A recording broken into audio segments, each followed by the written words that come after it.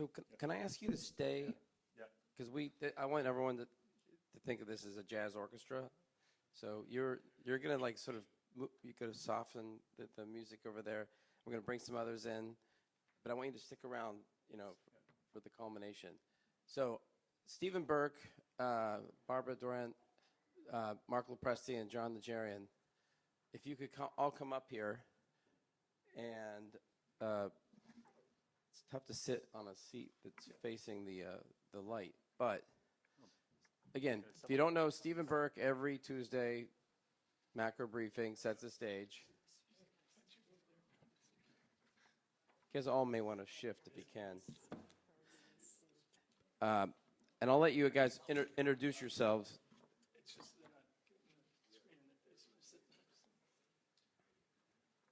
So let's continue. We've heard the global dynamics here, and it's often said that the U.S. is like the least dirty in the laundry. We all have our problems. That's still tough on you, isn't it? Yeah. Yeah. Maybe Winston, can you scoot over a little bit down there? Yeah. Just like a family. It's like maybe Barbara, you could be right. Let's just keep shifting. It's a family dinner. And Stevens, you stay on that side. Mark sort of likes the light. I'm not sure why. No, I can't see. If John goes over next to Barbara, Sure. it would help, I think. All right. And you can like hold hands over there. Where do you want to go? You want to go with Steven? Okay, fine. No, boy, don't worry about it. We're used to it. It's okay. All right. So, Mike, the theme of this is where do we see the markets going? And I want to call a few others up here, but you sure you want to? Turn off the projector. Well, I will turn off the projector. Okay, you're good. Because, Steve had to be like. I'm going to let him kick off. Bring all the slides. There's just one slide, and we'll turn the slides off in a second. So why don't you kick off how you again, just real quick as you set the stage. Yes. So I need the slides because I'm going up with three media rock stars with John, Mark, and Barb. So there's CNBC and all the media shows. Have you written 3 books? No, I got nothing. So, and I barely graduated from college. So I'm going to give you a quick view. Inflation is trending towards the Fed and other central banks' goals, but it's not there yet. And I think you're going to hear in the reports this week from the Bank of England, you heard it from the ECB, I think you heard from the Fed that their job's not done, mainly because it probably is done, but they don't want to commit to it being done. So, and part of the reason is they're worried if they start cutting too much, we're going to create a bubble, and that screws them all up for all their plans. So I think that's one of the things to keep in mind. But certainly inflation is in a much better spot. I think rates are at reasonable levels for investors, although we don't want to admit that. This is where they've been for most of our lifetimes if we've been in the investment business for more than 10 years. So this is not an abnormal rate environment. It just feels like it because of where we are these days. So we should get used to something plus or minus around these levels and deal with that as the world we're going to be in. And if we're not in that world, I think it's going to be a really awful world. So we have other problems. So I think this is the normalization process we're going through and adjusting to it.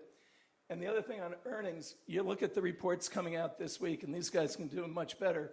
But I've never seen a market where the S&P doesn't show any volatility. The VIX is at 12 or 13 right now. And individual names of mega caps are moving 10, 15% in a day. It's unlike anything we've seen, I think, in our lifetimes. So that's something to keep an eye on. Think about owning businesses, not owning the market these days, because I think that's a big change that's going on for the last decade. Zero interest rates let you own the market. Now we're back into skill. The U.S. is the best leading economy for a lot of reasons. I think China is struggling. Property debt, consumer confidence is being impacted, but I never count them out. And I actually think right now some of the steps that China's going to take could be putting the bottom in. I think it's a lot of work to do. I wouldn't be rushing, but there are places you can buy in China that make sense. We don't invest there, so I'll just say that up front. But I do think there are opportunities there to go. And when you see some of the little things that they're doing with their reserve rate cuts, maybe suggesting that the sovereign wealth fund buys some equities with the market down this much, you're going to get a sense that they stabilize or get to stabilization. And once they get there, the global economy will be in much better shape, and we can start moving forward again. That's part of the process we're going to go through. I think Europe is in a tough spot. I think they lost their way and they have to get it back. Leadership is going to be an issue all over the world, U.S. and elsewhere. But in Europe, they're really fragmenting right now. And I think how they pull together will require strong leaders. I think there are a few big beneficiaries. One I left off here is that from their Polish friends in the back, Poland is really doing well right now, and they're in a very innovative spot. They're attracting a lot of talent. I think you'll hear more if you go to the thing on Thursday, but I think that's one of the areas. And I think a lot of more people are going to be negatively impacted. And there's a quote behind Mark's head that says, when elephants fight, the ground gets hurt. And that's an African proverb. And I think what's going on with the U.S. and the axis of evil and all that's going on around the world, the fight between autocratic and democratic nations is going to leave a lot of the smaller nations in a tough spot. And I think that's why they will band together in the club like Armand spoke. So I'll stop there. So I'm going to let Barbara, if you don't mind, sort of see how you see the world. You got the mic? Yeah, this is on. Yeah. I mostly agree with Steve. I mean, there's Steve. I want to know what you don't agree with. No, because as you remember, and Bill pointed this out earlier, at the beginning of last year, in 23, investors were pretty pessimistic. It was just, people had been calling for a recession for a long time. And of course, it looked, at that point, the consensus was a recession will happen at some point. Well, then because the inflation numbers were slow to come down, they were dripping down. Well, we saw what happened in 23. Inflation continued to trend down. You know, the Fed was still maintaining their rhetoric and stopped increasing rates in the fall. And in fact, you saw when the market took off, there'd been 2 meetings in a row where the Fed said, basically, we're done hiking. You know, we've won. And people may disagree with that, but that's my read on it. And so what happened in the last 2 months of last year, investors said, if they're done hiking, they're going to start cutting. Now, I happen to think that cuts won't happen until the second half, and then it's not going to be as much as people think. And the reason is simple. I think you've all seen the economic numbers coming in. Since the beginning of the year, it's been whether it was December retail sales better than expected, jobless claims less than expected, continuing claims. You saw the biggest number, the biggest surprise last week was the GDP. The first estimate for the fourth quarter was estimated to come in at 1.7. It was nearly double that at 3.3%. And that was following, I think it was 4.8% for the third quarter. And just recently, the Atlanta Fed is releasing estimates for the first quarter of GDP of 3%. So it looks like economic growth, though we see, different aspects that are slowing, whether it's increased credit card debt, this kind of thing. It's not remotely in the red warning area. So that means the economy continues strong. Consumer demand, while having come down a little, will continue. That means earnings should, and again, it will be by industry, and it will be, I think, a stock picker's year. The earnings will support the market.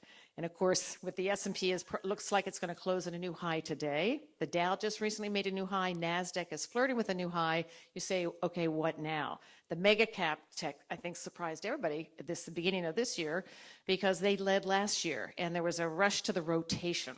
The economy, we're going to do cyclicals, industrials, financials. Well, I think it's too soon, for that. And you go, where do we go now? I think the mega caps, they are going to be, whether you're talking about NVIDIA or Meta, and 5 of them report this week. It's going to be Meta and Apple and Amazon, Microsoft.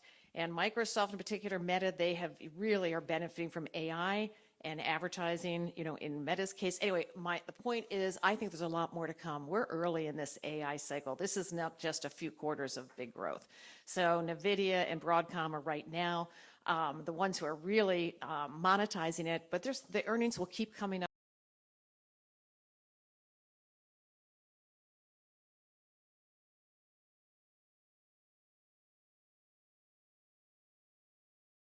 As a point of interest, in 16 of the last 16 presidential election years, the market went up. So we'll see what happens the rest of the year. You have to not come in and out of here. Thank you very much. I want you to I'm John Najarian. My outlook would be similar.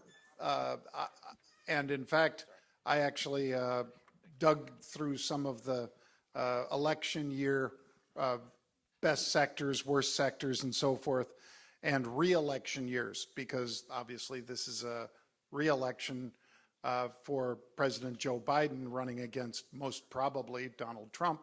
And On re-election years, energy tends to do very, very well. I'd say energy and defense this year are going to do very, very well.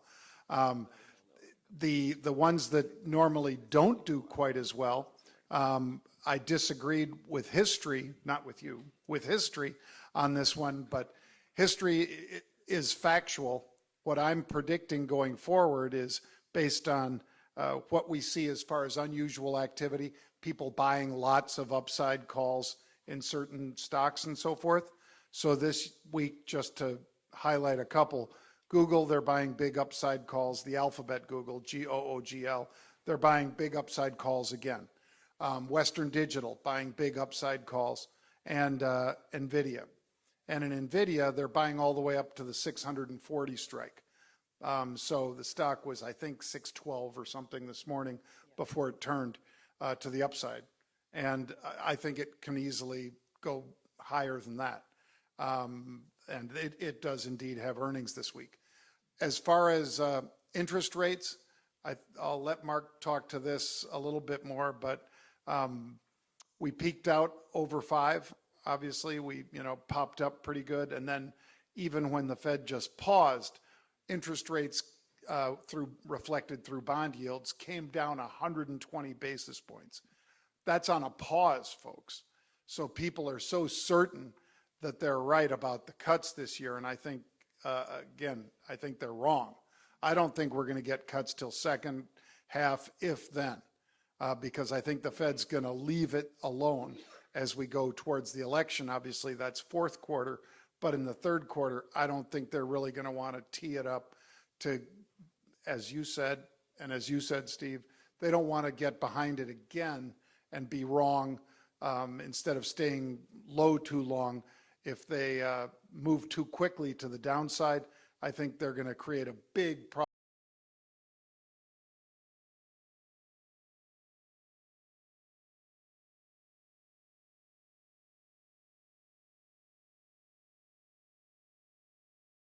to want to move rates down very quickly, unless there was some event that caused that. But right now, given what's happened in Iran and given the costs that are going to be borne by all of us for the stuff that is no longer going to be going through the Suez Canal, that's not everything, but it's a lot that's going to have to go all the way around Africa to get out of there or to get to there on the way back. I think those are going to be pushing up prices like crazy. So I don't see the Fed cutting into that environment. So with that, I'm going to pass it over to Mark Lopresti.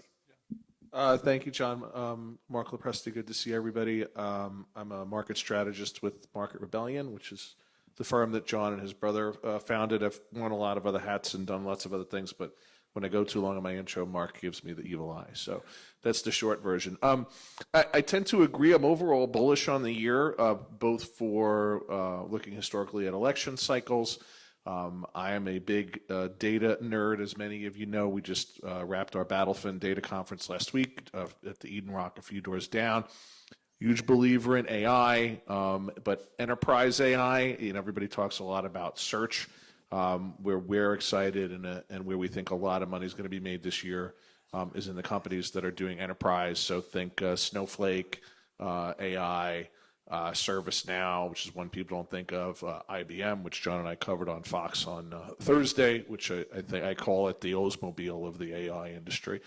So those are stocks we like. So, but I think rather than just be the rah-rah bull, so suspend disbelief for a moment, and I'll tell you what I am worried about. And John covered some of it.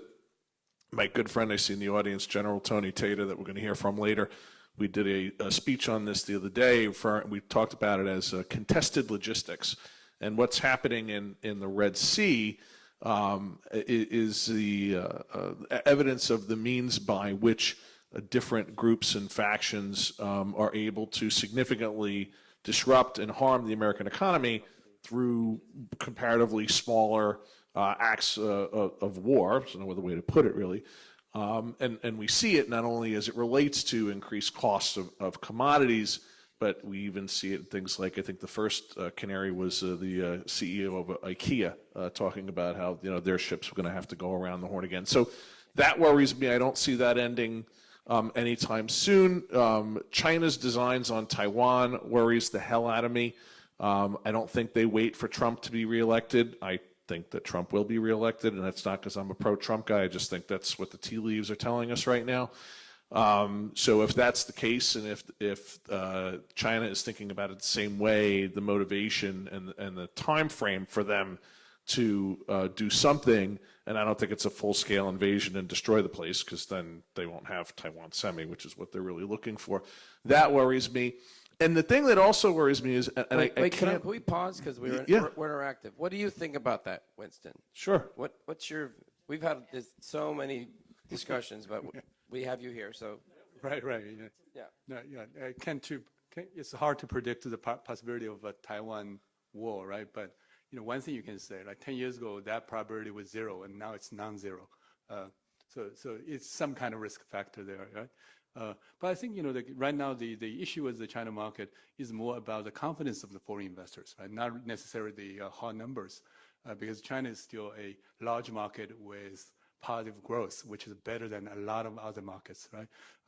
But you need the confidence. And yesterday, a big event happened in the Chinese real estate property debt space. Yeah. I'm pretty sure many people saw that, right? The Hong Kong court finally ordered the dissolution of Evergrande, this largest real estate developer group in China, with trillions of dollars worth renminbi, which means hundreds of billions of $100 billion worth of debt, right? And some of them are held in the foreign creditors' hands, right? So after the Hong Kong court's decision, how the Chinese court's gonna enforce that in China, and then how the foreign creditors will get paid to the extent they can get anything, will be a huge important case for all the foreign capital on the sideline. But I don't think it's about foreign capital, right? It's about the ordinary. The Chinese never protested. Exactly. The local economy is there. Yeah, exactly. But if it trickles into, I mean, what's the unemployment rate of the youth of China? They fixed it. It was 20 or 21, but they fixed it with new numbers. Yes. I know I'm taking it away from your thematics, but this global secular. This is big, because we're talking about, we have Trump. It's inevitable. You have Xi for I don't know how long, and this factor, they've been delaying this, and now it's coming.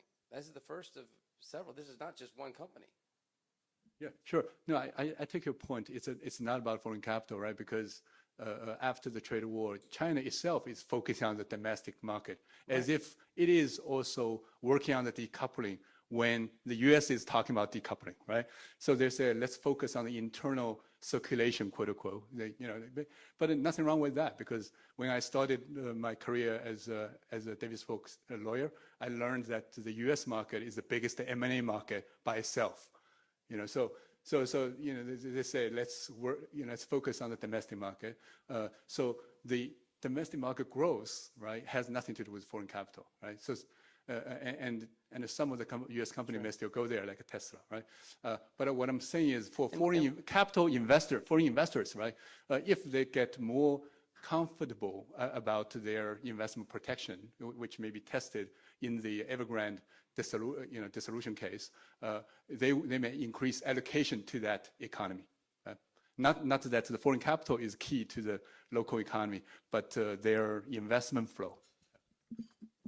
I just want to say, I think Winston's making a very good point about how it really is important how the foreign and creditors are treated, because the Chinese government has so interfered with business decisions in the last few years. I think investors have lost a lot of confidence about investing in China in any stock. When the government can just say, all right, you're not doing this IPO, or you are not allowed to be publicly traded. There's real uncertainty, and I think it's going to be years healing that, and I think it's going to take a new regime, frankly. So, but I thank you. That's an excellent point to watch that very closely. Sorry, back to you, Mark. You saw, when the government decided that the paid online and education industry was just going to be, eliminated by fiat. And, there are some friends of ours that have said, including Kevin O'Leary, who was kind enough to join us last year, that have said many times that he doesn't think China is investable, that stocks are not investable, because you have the possibility of, through government fiat, it's the only way to describe it, an entire industry can be eliminated. So I just wanted to finish that one last thought on the other dark spot that we are watching very carefully, and that's the health of the American consumer. I continue to be befuddled, and you and I have spent a lot of time debating this. He's a lot smarter than me, so he usually wins. But I continue to be befuddled by the continued strength of the American consumer when we have credit card debt at an all-time high. Yes, personal net worths are also at record highs, but that's all in the value of their home. It's not really liquid. Existing home turnover is at an all-time low because of interest rates, et cetera. I just don't know when the party's going to stop. And if we look at how companies that are in the non-traditional lending space, we watch the BNPL, buy now, pay later. I'm talking Affirm, I'm talking Klarna and their progeny. They're like doing really well, right? So that means that people more and more are looking to alternative sources of credit as traditional sources of credit dries up. That's also a party that usually doesn't end well. So that's to put a little bit of the bear to what is otherwise a very bullish panel. I wanted to share those things that we are concerned You've been sharing that since New York, but Barbara wants to chime in on that one. I want to give the bull side on the consumer spending, because I think that's something we've all been concerned with. But let's remember, unemployment is at 3.7%. All the traditional, conventional economic models would have predicted over 4% by now. Wages are now higher than inflation, depending which, if you're measuring new ones or whatever. And if you also look, you said, yes, savings are higher. When you see the savings rate quoted, by the way, that's just what you have left at the end of the month. Doesn't capture your wealth, your assets. But discretionary spending is higher. So many mortgages, the majority of mortgages out there are the 3%. That frees up a lot of cash per month. And Bank of America Institute does great analysis of their some 68 million accounts, which are individuals and small business. And they're still showing that savings are higher than they were pre-pandemic. And if you look at, everybody talks about how high the credit card limits are, and yeah, they're high, but it's not even that much higher than it was in 2019. So I think the consumer can keep going here, and mainly because that unemployment, because not only all the savings and people are flush, but it's really about jobs and wages. I was in John's camp, and Barbara and I met in Newport, and she was giving me the consumer side. So I went back and looked, and one of the numbers I saw that's really interesting is that household debt to disposable income was at 13.7% back in 2008. It's now down to 10%. So there, as everything goes, we talk about the absolute levels of debt, but we're not focusing on the absolute levels of income, which have gone up considerably. So that was something I was missing when I was so negative on it. But I do think there is a problem there, and the problem is the haves and have-nots in our country. But one thing that's changing is there's so many boomers still spending, that they're retiring and spending, that's changing the spending patterns, and we're going to have a new pattern of spending, so some of the historical numbers will be less valid as a result of that. Barbara, yet again, has something. And then we'll have some questions. By the way, speaking of mergers and then I'll acquisitions, finish. we're merging two panels coming up, so we're going to make up on time so we have the breakouts and everything. Yeah, Go ahead, just Barbara. one other point in the bullish economic. We didn't even talk about housing, right? As soon as you saw the mortgage rates recently were down to 6.6% versus a peak of 8% in October. As soon as you saw that come to there, you instantly saw a week-over-week increase in refi apps, mortgage apps, new sales, new sale homes applications for that. And so that's another powerful driver that as interest rates don't look like they're going any higher, and they could, second half, I'm with John on that if they start to come down at all, you're going to see housing be another engine of growth. And that, of course, housing has a huge ripple effect in the economy with all the spending. And by the way, there's something like $9 or $10 trillion in borrowable money in your home equity that's out there waiting, to be used.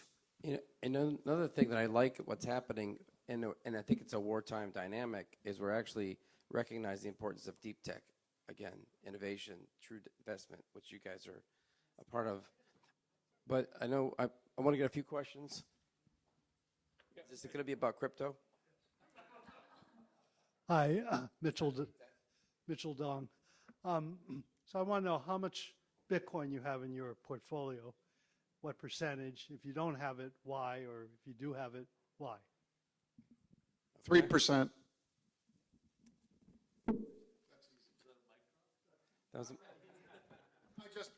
And I used to trade it. I don't trade it anymore. I just buy it. I sold some when it passed through 49,000. I sold some when it passed through 49,000. I bought it back, just to scalp a little bit because I'm a trader and I have to. Sort of like the rattlesnake on the hippo's back or whatever. Why did you bite me when we were going across the road? Because that's what I do. I'm a rattlesnake.